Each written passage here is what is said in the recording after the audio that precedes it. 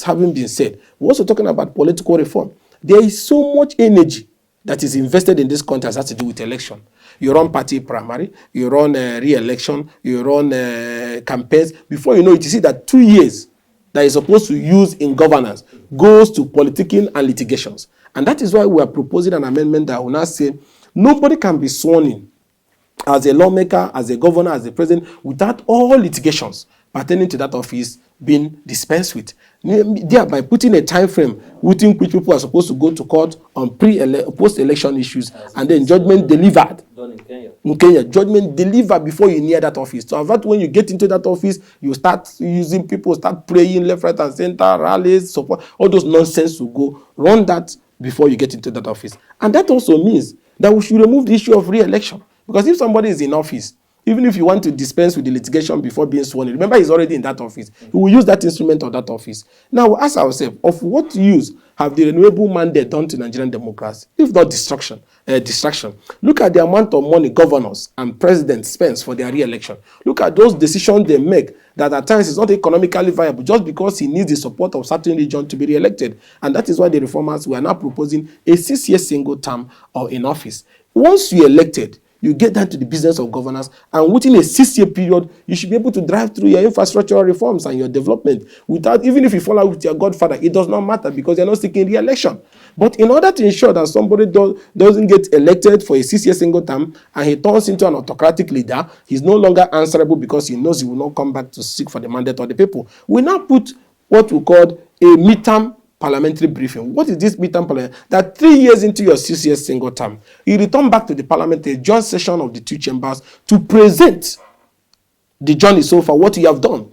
And if you get a 2/3 vote of confidence from the parliament, you continue. But if you do not get a 2/3 vote of confidence from the parliament, then you are removed. The reason why we want to put a check whereby 3 years into your system, you come back before the parliament because the parliament represents the people. Since we are not going back to another election, I get me. Come back to the parliament, and if there are things you have done wrong, then they were going to catch you, and definitely they will vote you out of office through the parliament. Like you have vote of no confidence in parliamentary system of democracy. Once you lose it, you are out of office. This is also part of those amendment. And again, want to reduce the quantity of powers in the exclusive legislative list so that some of these states can get activities they can be doing, even on all this mining rights, issue of resource control and so, which have divided this country so much. Remember that oil is phasing out.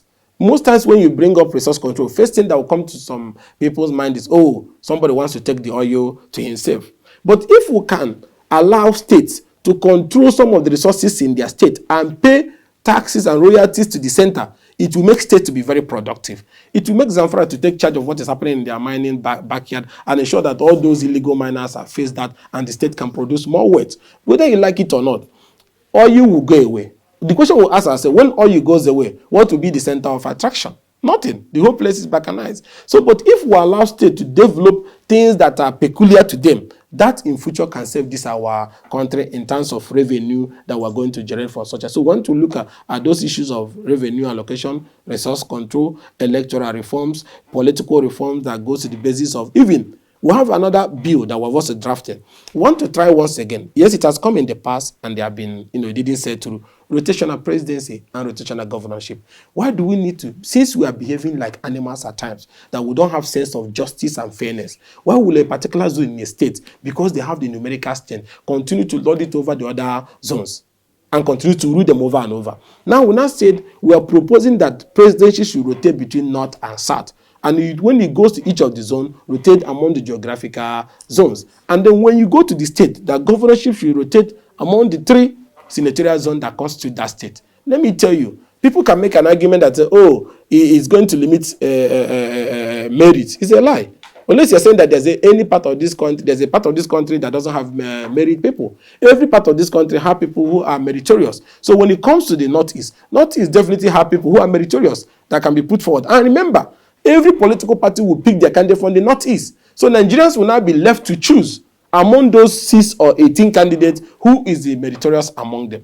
The reason why we are proposing is that We have spent so much time every election in fighting whether the North should rule again or not, or the South should rule again, or the East should be included. Once everybody is constitutionally secured a seat on the table, we're going to de-escalate political tension. And then once you're elected for a 6-year single term, you run the country. And when you're running the country, because you know there's a rotation, you will not behave like, let's say, for instance, Buhari, who can take all his appointees from one part of the country without care.